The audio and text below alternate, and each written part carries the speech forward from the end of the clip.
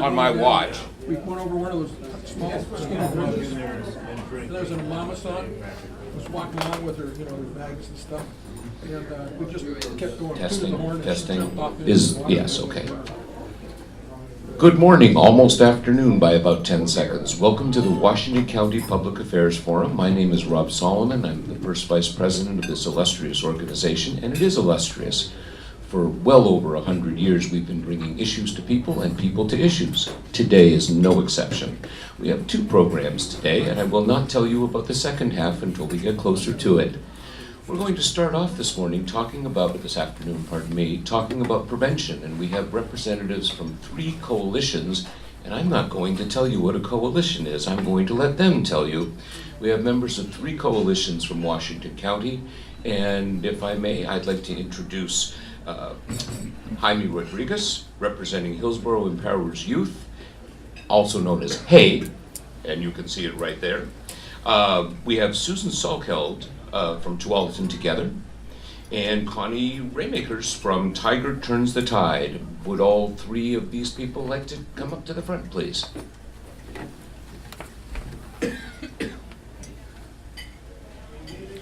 Ladies and gentlemen, prevention.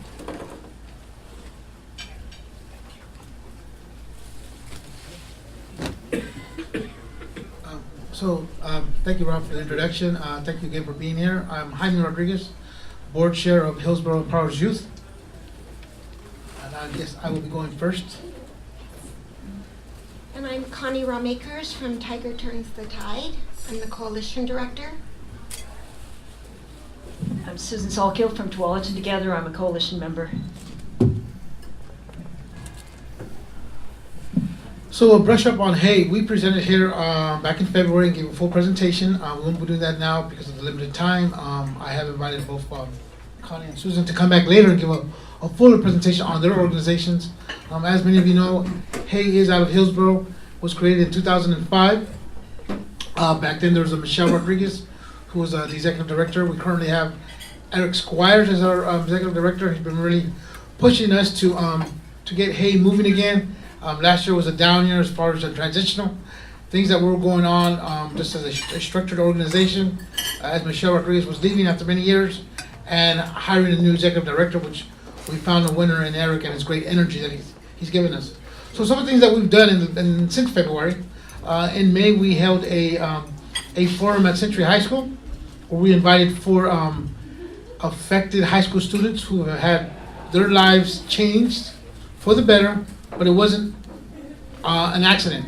There were some circumstances within their own household that they had no control over. But HAY was involved with their refocusing in life and moving forward. We had a good audience of about 30 plus people, and the stories that these students gave and the effects that drugs bring into a household is enormous. And I can't say enough, and I won't say it here, but again, it's important that we continue to prevent any ways we can through education, through outreach.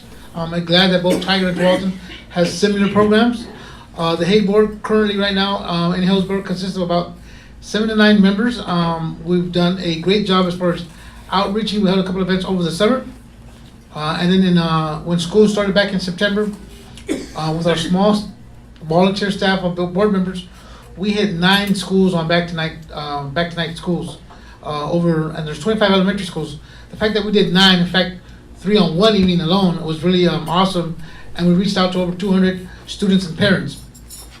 Going forward, we're going to be having a meeting with the law enforcement agencies, the Washington County Sheriff and the City of Hillsborough Police Chief, so that we can combine a message, as we do know that now that marijuana has become legalized in Oregon. It's an unfortunate thing, but we got to be prepared on how we message, got to be prepared, and how we continue to grow the prevention aspect of not just marijuana, but all drugs in general, alcohol and tobacco. And it's going to be an exciting time for us as we redirect our message to be more open to today's word as far as how we message marijuana, and not just marijuana, but other drugs, and how we do it collectively as an organization, collectively as a community, to stay drug free. It won't be easy, but again, we're always looking at for new ways to communicate. I did not bring any material, but we do have a website, heytogether.org. we get more information. And again, we're looking at having some events here. We'll be speaking with the law enforcement agencies and making up some more events here in about 2 weeks. Our meeting is December 22nd. But what we have lined up is a community forum in February, and then more activities at the 4 high schools over the course of March, April, and May. The 4 high schools include Liberty High School, Century High School, Hillsborough High School, and Glencoe High School. We hope that in our outreaching efforts, for the better part from about 2009 to 2013, Hey Together had community groups, student-led work groups in clubs at the individual high schools regarding the issue of prevention, and it was student-led. We hope we can re-entertain that and get that going. It's a little tough getting students excited, but we're hoping that we can also get them going with their senior projects, which every student needs to fulfill. I think if anybody has any questions in particular about the Hillsborough Hey Together, let me know, but otherwise I'm going to turn it over to Connie. Thank you much.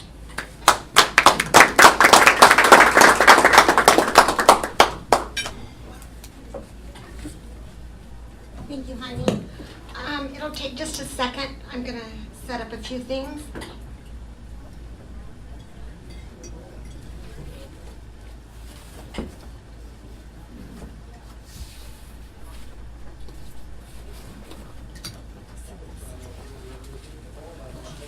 Would it be okay to set it right here on this table?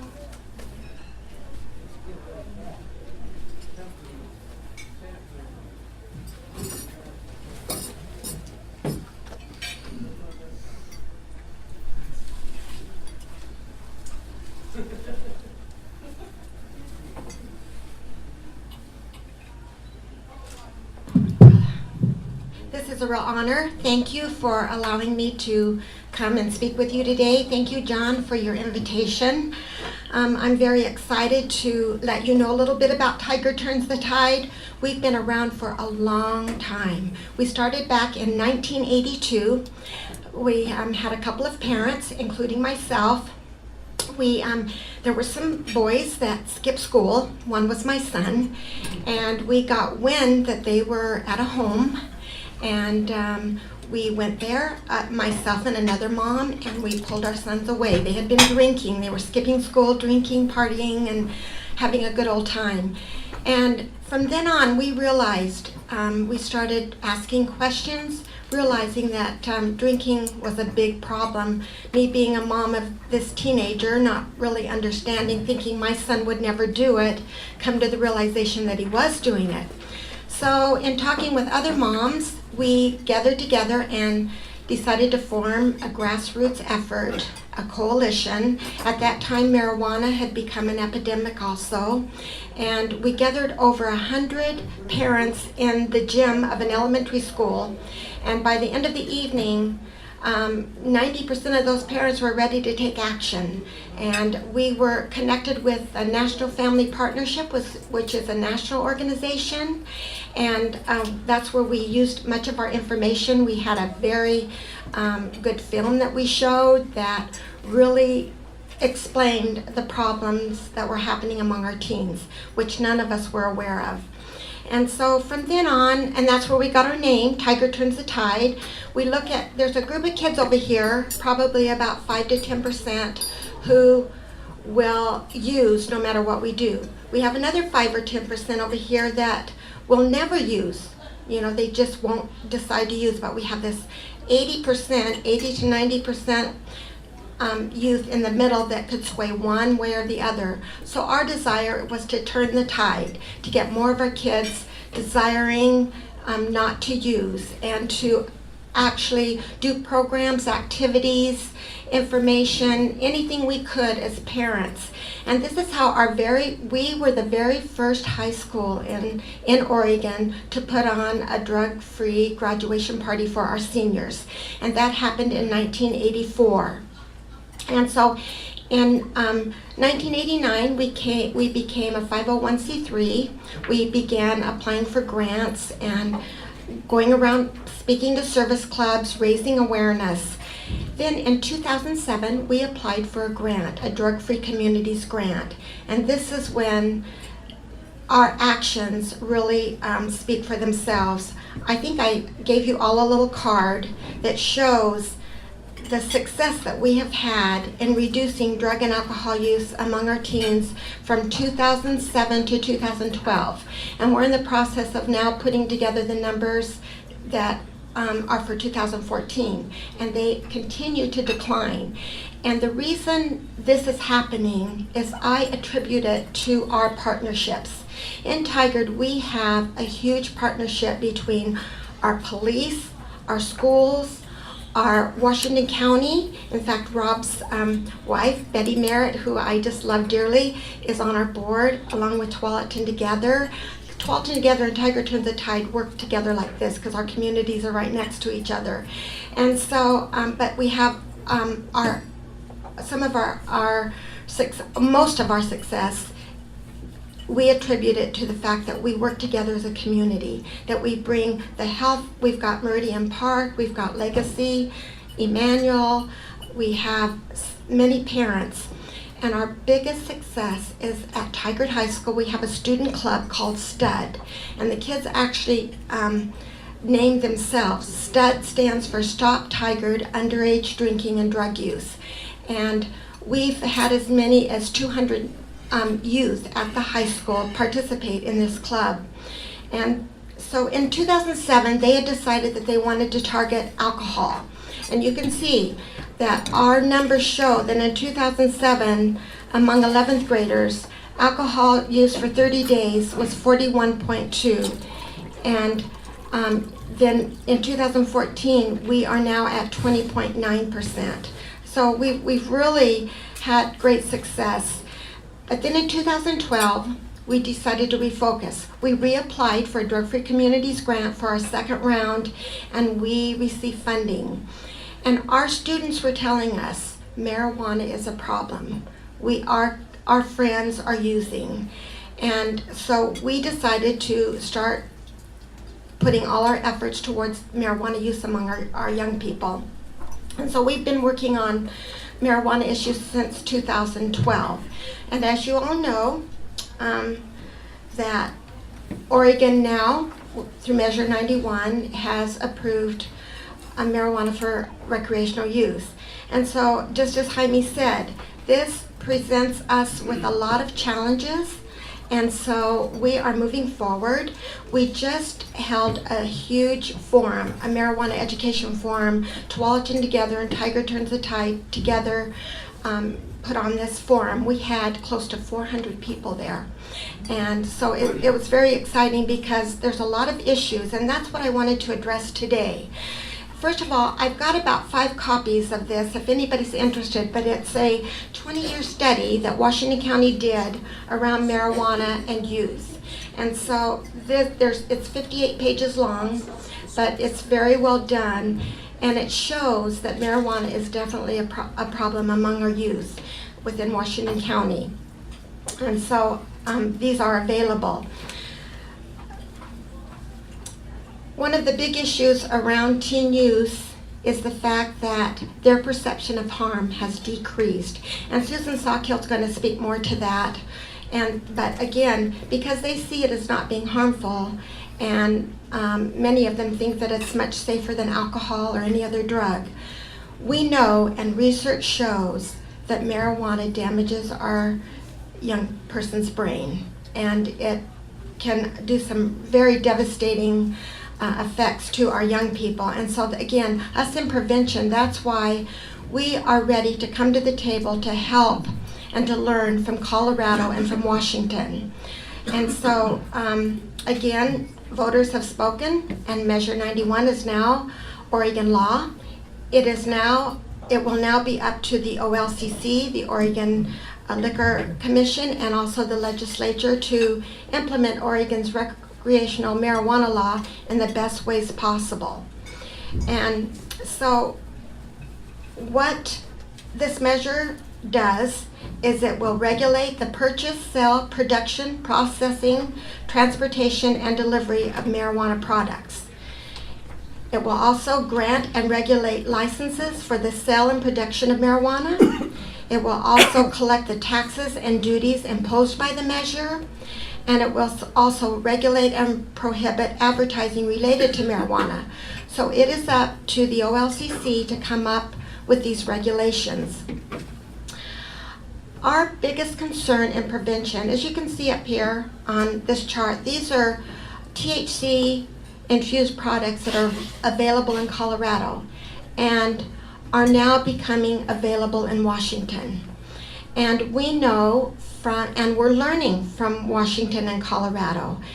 In Colorado, their emergency room visits for children, also for animals, has increased.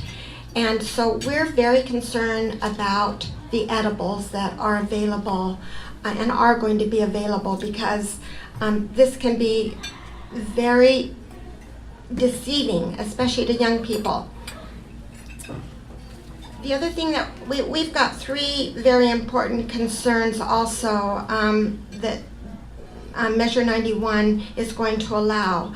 So each adult may purchase and possess up to 1 ounce of marijuana in public, so long as consumed out of public.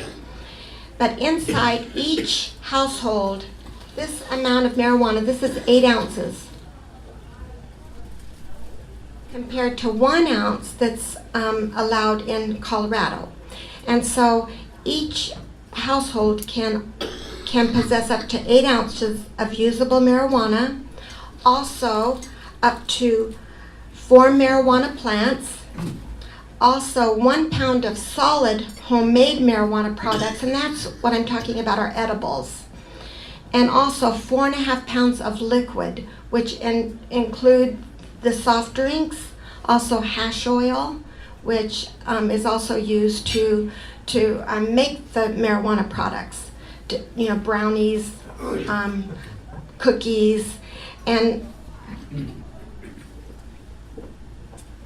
the things we're concerned about are the things that attract kids. So Pop-Tarts, these will be available in the stores once they open, and this is what it looks like. It says Pop-Tarts. Also, our sugared cereals are also going to be available, and they're like Fruity Pebbles.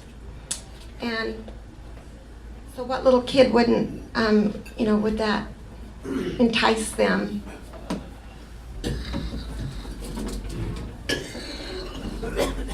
Also, gummy bears, your peach rings,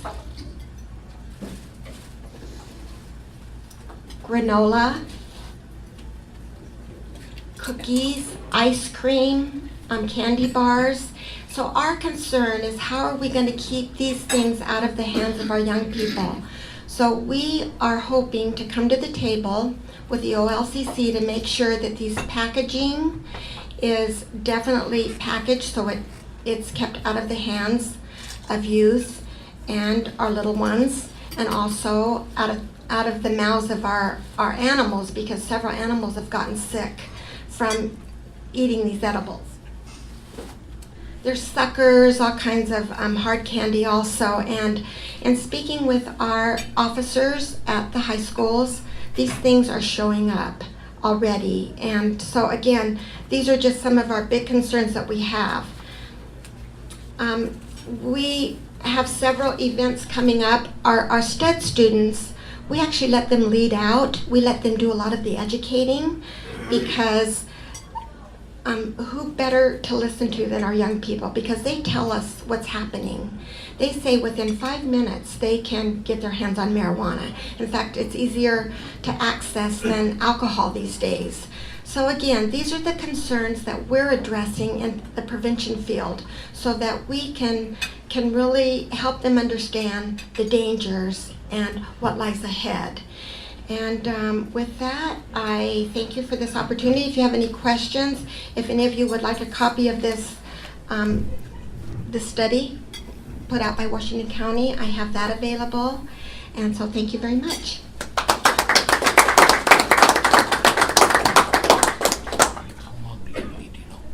Less than 5 minutes.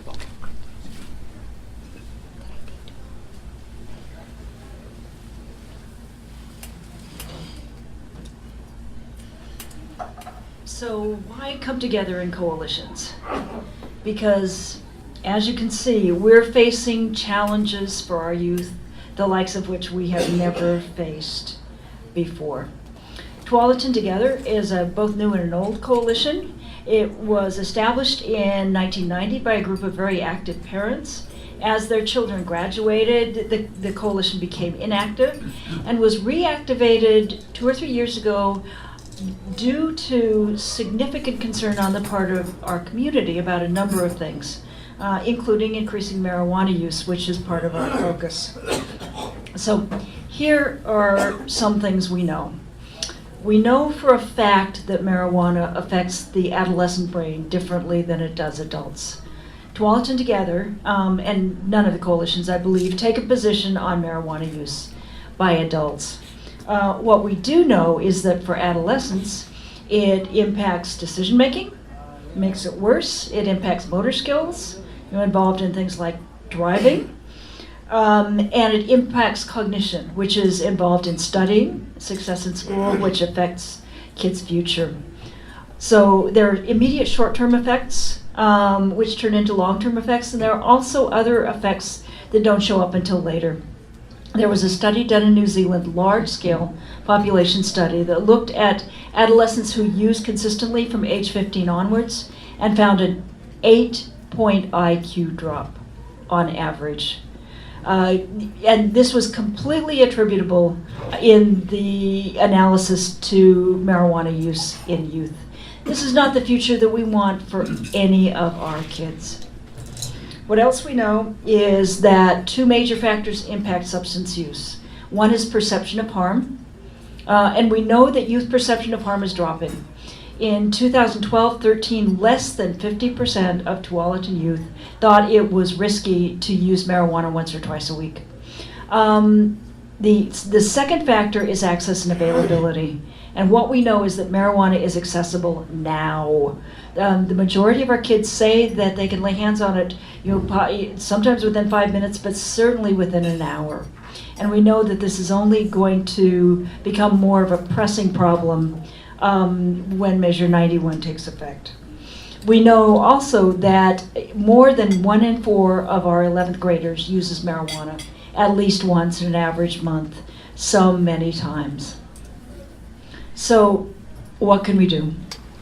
Most people think of prevention as delivering classes or messages in school or, say, after-school settings or at church.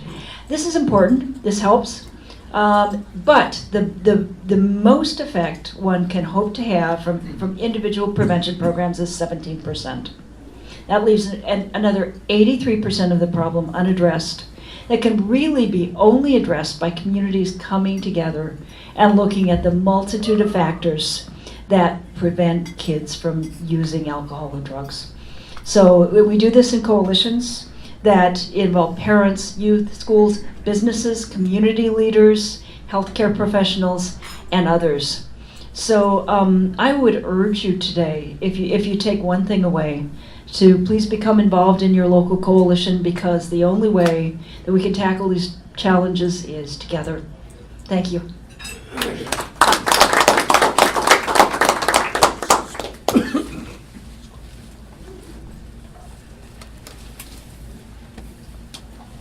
Three coalitions all together. That sounds like a heck of a coalition and a really good thing for Washington County. And I'm not saying that just because my wife told me to. Thank you very much. Ordinarily we'd move to questions, but I think what we're going to do, we're going to go to our second part of our program now, and hopefully you folks can hang on, and as we have time at the end, we'll have questions for both of our presenters. Next, coming up, we have a longtime foreign member, Bill Kroger, who, and I'm going to read from the back of this wonderful book, Bill is a world traveler, having visited 22 countries in Western and Eastern Europe, the Middle East, Africa, the Far East, and boy, that's just about everywhere. He is an environmentalist and passionate about the health of our world. He earned degrees in journalism and economics and has been a news reporter and editor, military officer, entrepreneur, and a casino pit boss. A casino pit boss. And now Bill is an author. And Fallon's Orphans has been out, I believe, for just about a month, and it's available at Amazon, and he didn't tell me to say that either. Ladies and gentlemen, Bill Kroger.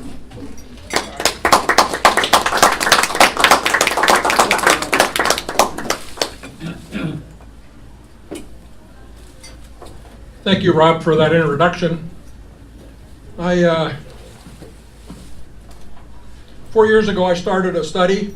Oh, by the way, when I'm done, I'll be signing some books up here for anybody that might want one.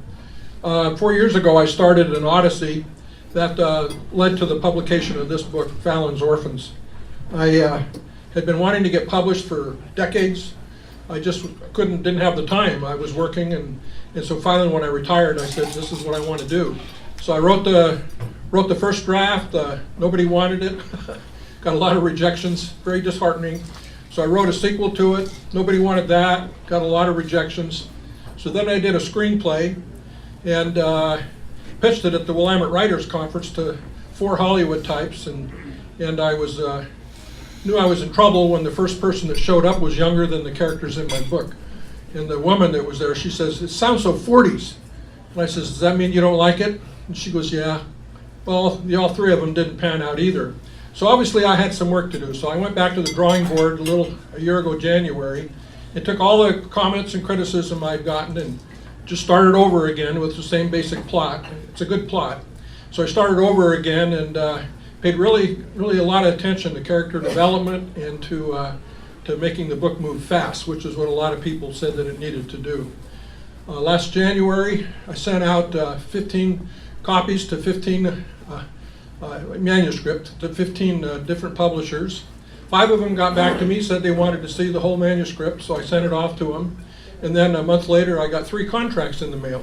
I picked one of them, Black Rose Writing out of Texas, which is the publisher of the book. And they had rejected me 2 years before, and the guy commented that he said, "Your writing has improved a lot," so that made me feel good. Also, doing the screenplay was a great exercise because it really helped me with dialogue, because screenplays are mostly dialogue. Because I don't have a lot of time, I'm not going to go through my whole spiel here, but I wanted to read the back of the book here. It says, "Fallon McEwen wants revenge. His lover has just been killed by Islamic terrorists, and their mortal enemy, an Orthodox Christian sect dating to the time of Constantine the Great, offers him the chance to get even. He enlists the help of his former orphan companions. Although they are ordinary people with no experience in warfare and covert operations, this small team of orphans heads boldly into harm's way, taking the battle to India, Cairo, Istanbul, Europe, and the mountains around Lake Tahoe, Nevada. On their side, the orphans have tons of savvy and a strong desire to crush the bully who's killing innocent people in a poverty-stricken village." I just recently, about 2 or 3 weeks ago, the Midwest Book Reviews did a review of my book. It was very favorable, which made me feel great. I'll just read a paragraph from that review. "Fallon's Orphans provides the depth and attention to detail that's lacking in many modern stories of terrorism. It's action-packed, but its attention to motivation, logic, and larger concerns than killings makes it a standout among thriller genre reads, and highly recommended." So I felt really good about that. So now I'll read some of the book. First chapter, Into Harm's Way, and its places in Istanbul, Turkey. Fallon McEwen opened his eyes and stared at the lace canopy over the 4-poster bed, marveling at the intricate patterns. He was warm and cozy under the blanket and didn't want to move. The Muslim call to prayer had wakened him, blasting from a loudspeaker not 50 feet from his Istanbul hotel, and he could smell breakfast being prepared the next floor down.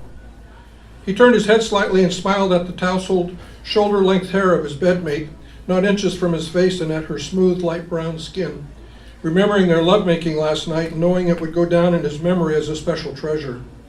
He ran a finger from her shoulder down her arm and felt a thrill at the smoothness of her skin and her warmth. "Damn call to prayer," she said in English with a British accent, opening an eye and smiling at him. "It woke me up." He chuckled, "Me too." She scooted closer to him and reached down and felt between his legs, which aroused him almost instantly. "Can't get enough," she said huskily.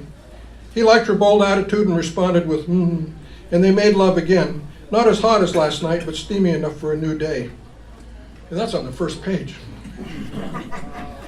When they were satisfied, Fallon climbed out of the big bed and headed naked for the bathroom, looking over his shoulder as he walked.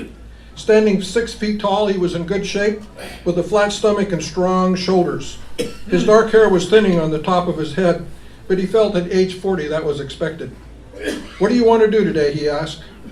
"We'll talk about it over breakfast," she called back, throwing the blanket off her supple body, sitting up and lighting a cigarette, taking the first drag of the day. In 20 minutes, they were showered and dressed and headed down the floor to find the food that smelled so good. And they weren't disappointed, as the Hotel Empress Zoe put on a nice spread, from hard-boiled eggs and crisp bacon to yogurt, muesli, and fruit. An hour later, they emerged from the yellow and white 4-story building and glanced quickly at the ruins next door of an ancient Turkish hammam or bathhouse built in 1483. Just down a bit and across the street was the pole with the call to prayer loudspeaker mounted on it. It was chilly and both of them wore warm clothes, wool coats and scarves, and Fallon wore a blue wool knit cap. Fallon's head still was in a bit of a fog at the turn of events. He had agreed only 2 days ago to join the defenders of Constantine's sect, went to a party that night to celebrate, and ended up with this lovely woman walking beside him, holding his hand. Fallon felt it was like being in a wonderful dream, and he didn't want it to end. The woman's name was Esther, and Fallon thought she had the face of a goddess. High cheekbones, a sculpted nose, long dark eyelashes to match her dark hair, and deep brown eyes that pulled him in and made him feel as if he were looking into an exciting adventure about to happen. Esther was a member of the sect, and he wondered if he was in love with her even in this short period of time. Of all the women he'd been with over the years while jet-setting footloose and fancy-free, he'd never felt for any of them what he felt for Esther now. He had to admit, though, that he knew little about her. She said she'd visited the United States several years back, New York City and Washington, D.C., and she could speak English well, but everything about her was hush-hush. Frankly, he wasn't sure he cared. The Esther walking beside him was the important one. Sometimes she would hesitate on an English word, unsure if it was the correct one, and would scrunch up her face, making her cheeks puff out like a squirrel's. He loved it, and he loved the smell of her soft hair and liked to rub his nose in it. She was in her mid-30s, he assumed, and was not married, hopefully, but he hadn't asked about a husband and saw no wedding band. He didn't know if rings to denote marriage were worn in this part of the world. They came upon the Four Seasons Hotel, and Esther said, "This used to be a prison years ago and was featured in the movie Midnight Express. Did you see it?" She continued without a breath, "But it wasn't filmed here. Actually, it's a very expensive hotel." Fallon felt energized in the breeze blowing off the Bosphorus. Ahead was the historic district, and he was anxious to see the former Orthodox cathedral, Hagia Sophia, and the famed Blue Mosque he'd read about before coming to Istanbul, or as the sect members insisted on calling the city, Constantinople, its ancient name up to modern times. Suddenly, Esther's grip on his hand tightened. "We're being followed," she whispered urgently. "Keep walking, as if nothing's wrong." He started to look back, but she jerked his arm. "Keep walking, don't look." She quickened her pace and pulled him along. "Who's following us? Why?" "I'm sure it's the SS, the soldiers of Suleiman. I was on a mission that went badly for them. They want revenge. Constantinople is their home turf."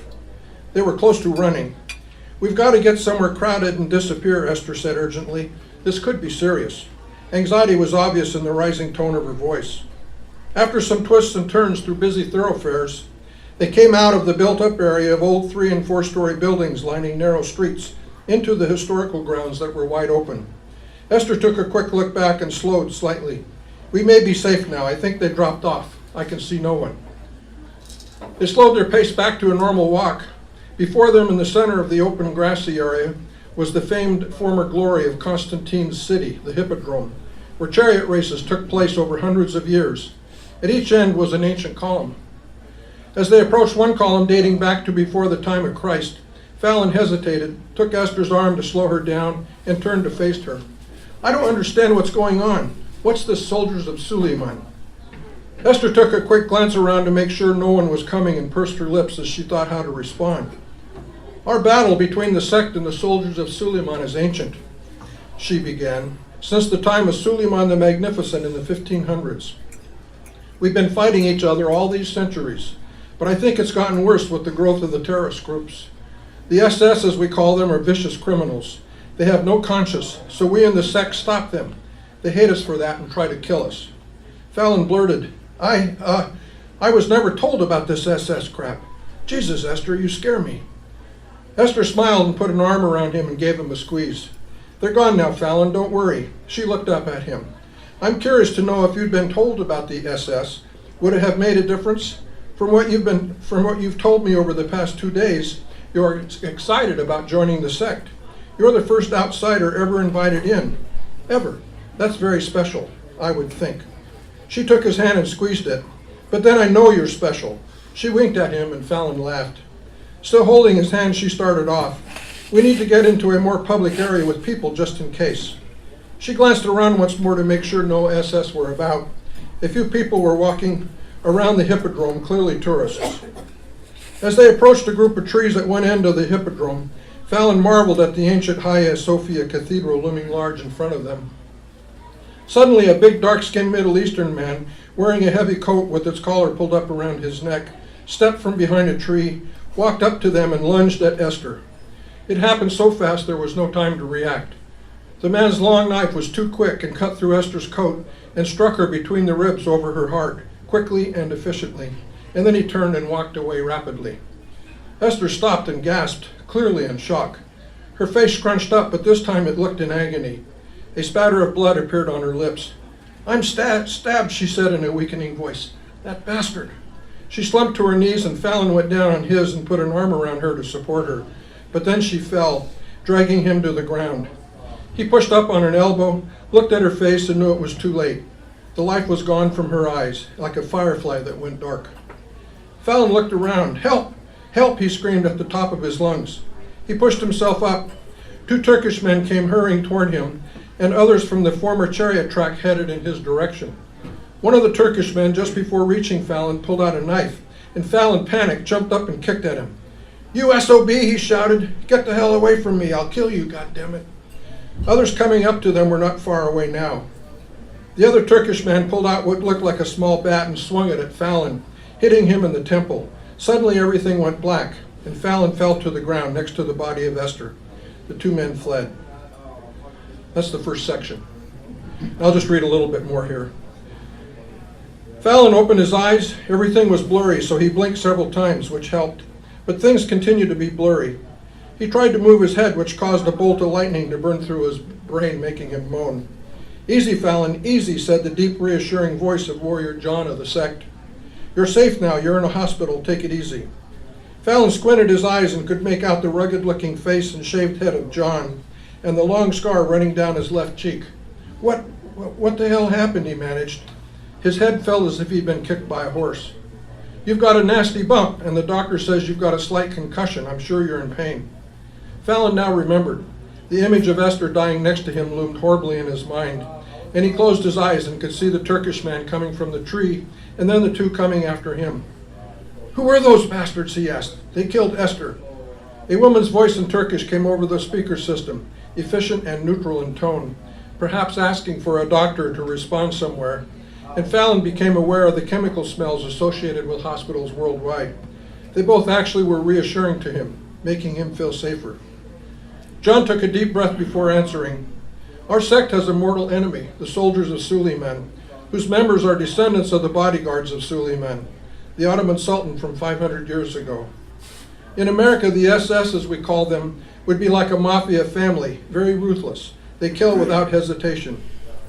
Man, you can say that again, Fallon grumbled under his breath, remembering the knife going into Esther. Esther mentioned the SS, but why her? Suddenly his anger surged, and he clenched his fists and wanted revenge, wanted to lash out at those responsible for her death. John was a big man, standing more than 6 feet tall, but now he was sitting on a chair and leaned closer to Fallon and spoke in a low voice. Sometimes they do things that defy reason, but this one wasn't surprising. We should have seen it coming. Esther was on a mission recently in Italy to stop the SS from seriously harming a number of our sect members. During the mission, she had to kill one of their soldiers, a young one. It turned out the man was the youngest son of Ramazan, the top SS commander here in Constantinople.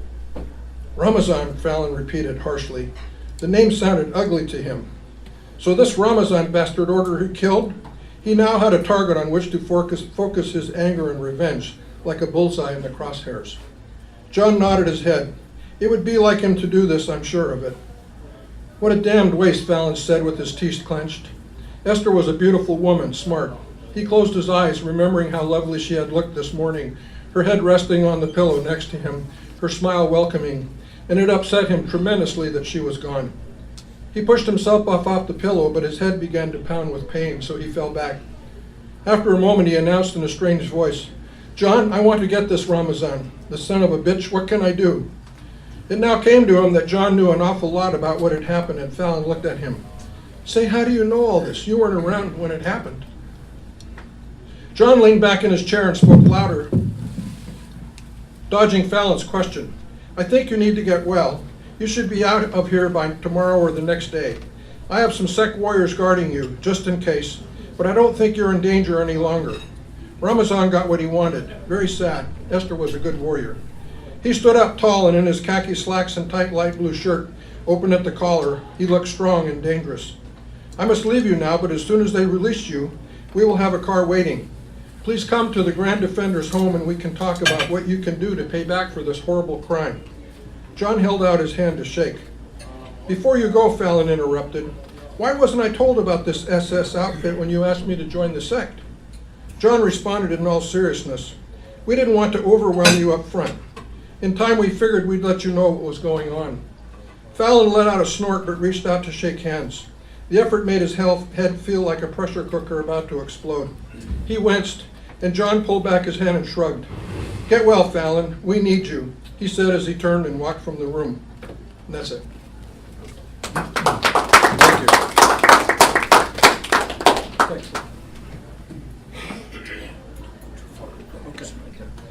Thank you very much, Bill. And I want to confess, I'm still grieving Esther. She seemed so special. In the third page, she's gone. Ladies and gentlemen, we'd like to open it up for questions for foreign members. I'd like to invite Jaime and Susan and Connie to come up here again with Bill. And forum members, remember, you need to be a forum member if you have a question. If your question is about Esther, well, I think we've solved that. But we have questions here about the nature of coalitions, some of the issues raised, especially concerning the success of Measure 91. And it's an interesting combination of international conspiracy and coalitions, but I think we can manage to work this out. Ladies and gentlemen, thank you, and here come the questions. Over on the microphone. No, Jaime, come on. Oh, you're up here. Oh.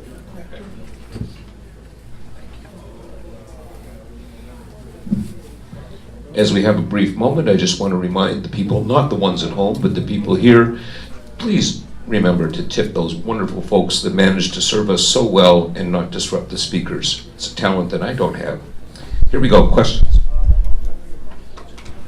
Chris Leslie, foreign member. This is for all of you. Is heroin or crack or any of these drugs really drawing your attention? I mean, you just say marijuana and that's it, or what? At least, I would assume that every illegal drug is on the table for discussion and prevention, including most things we do is that on our front, we're trying to get a hands on educating the dangers of e-cigarettes. Certainly that is a big concern of ours. We look as a community coalition, though, at the substances that are affecting the majority of our youth. And the two biggest substances are alcohol and marijuana. So we know we can have the biggest impact there, so that's where we're concentrating the majority of our efforts, although we certainly do address other drugs as well. Just as an example, we had an incident happen where marijuana was laced with Molly. Molly is ecstasy, and it's very popular among our young people. So again, it kind of depends also on some of the issues that arise in an emergency situation and what the community and parents and students, need at the time. So yes. And also to add that we also do have a prescription medication expiration drop-offs throughout the year. I don't know if you guys have that too. Hi, Marilyn McWilliams, forum member, and I'm going to address this to Bill Kroger. I have heard from people about different ways of publishing a book, the one that you went to, the kind of the traditional going to a publisher, and about crowdsourcing or crowdfunding. And then some people self-finance their book and distribute it themselves. And I wonder if you could comment after your experience about these different ways of publishing a book. Thank you, Marilyn. I appreciate the question. Getting published today is really different than it has been in the past. I read a statistic that your odds of getting published by a real regular publisher is 1%. Most books today are self-published. They go up, I read that like 2 million new books go up on the internet every day. Every day. That just blows my mind. And so the competition gets to be murderous. I'm in the process of trying to market my book right now, and the publisher's doing some marketing down in Texas and New York, and I'm doing stuff here. But it's a full-time job just about. You know, getting published is easy because you can just go out and do it yourself, but to go back the traditional route is getting harder and harder all the time. This quick, I'm sorry, Rob Solomon, forum member, and this question's for all three coalition folks. As a longtime substance abuse counselor, mental health counselor, prevention always was, and I know you referred to this, educational classes. The whole concept of coalitions is very exciting to me, and I'm wondering, how do people get involved? I know they can find you, but what motivates people to actually get involved in a coalition? Not to come and sit and listen in a meeting, but actually do the kind of work, well, that you folks and many of the folks in your coalitions are doing. What's the motivation? Thank you. And I'm speaking for Tigard and probably all coalitions, but usually it is a personal event that has happened. Often many of our coalition members have had a story and they have a desire to make a change due to their own personal experiences. And quite often it is concern for our children or a specific child. I know that my concerns changed a lot after I had children. And I don't think coalitions would have been on my radar before. Now they loom really large. Rob, very good question. And for me, it's personal. I had my dealings as a young adult, as a high school student, with controlled substances that got out of control. I managed, but I was a functioning college student even. But still, at the same time, I knew it was wrong, but I still continued. And to me, what happened is that my daughter, who recently graduated from high school, when I asked her what her biggest achievement was for 4 years of high school, she said, "Dad, I went through high school staying away from the people who do drugs." You know, and to me, that was like, as a parent, very heartwarming. But it also knocked up my challenge that she's had the resources of two very good parents who give her all the support she needs. And in today's communities, there are a lot of broken homes, a lot of split homes, a lot of blending homes, parent homes, and it's hard for a child today without the proper resources to come out of a community or an environment where drug is the main issue. And so for me, I'm just passionate about, you know what, my daughter was lucky to have two great parents. I want to be able to spread those words to other parents in the education, that there's other choices to be made to give a good, strong family environment. John McWilliams, forum member, and I want to thank you for coming, and it's been a pleasure working with you in getting this program set up.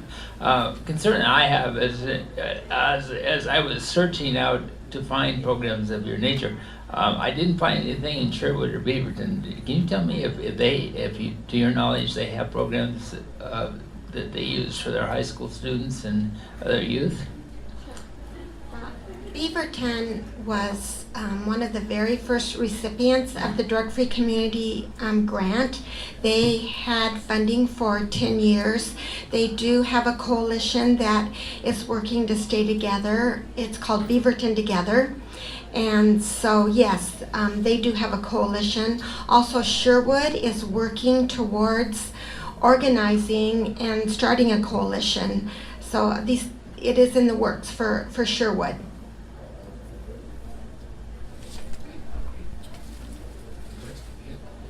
Thank you, ladies and gentlemen, and thank you again to all of our speakers. Mr. Kroger, a brand new successfully published author, and yes, it does take a great deal of effort to get published these days successfully.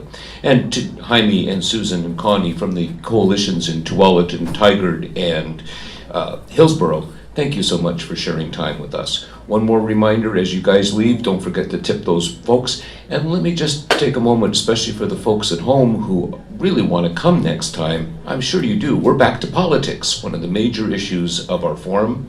Next week, we're going to have, it's our last meeting of the year, as a matter of fact. We'll be back the first Monday in January. But for next week, December 15th, we have Representative Tobias Reed and Representative John Davis talking about the recent election that I don't think we've forgotten yet, and we'll be learning what's coming up in the legislature. Ladies and gentlemen, this is the Washington County Public Affairs Forum on December 8th, 2014. Thank you very much for your time and attention, and once again, thank you to our guest speakers.